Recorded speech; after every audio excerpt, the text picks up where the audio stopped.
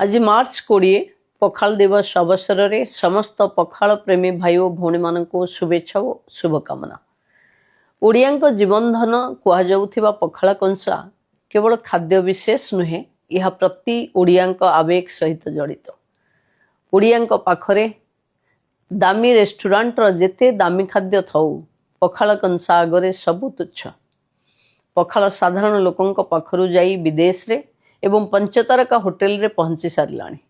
आम जगन्नाथ संस्कृति रे खाद्यर स्वतंत्र स्थान रही। आम आराध्य महाप्रभु श्री जगन्नाथंकर मध्य पखाल अति प्रिय। विश्व दरबार रे एक सुपर फूड भावे पखाल उभा होइछि। एथिरे थिबा प्राकृतिक लैक्टोबासिलस भली उपकारी बैक्टेरिया आमर पाचन प्रक्रिया और सामग्रिक स्वास्थ्य बा गट हेल्थ पाई वरदान सदृश। यही पारंपरिक खाद्य को लोकप्रिय करिवार प्रयास पखाल दिवस। राज्य और देश बाहर थिबा भाई और भौणी माने अन्य बंधु मान को पखाल खुआई उत्सव पालन करंतु।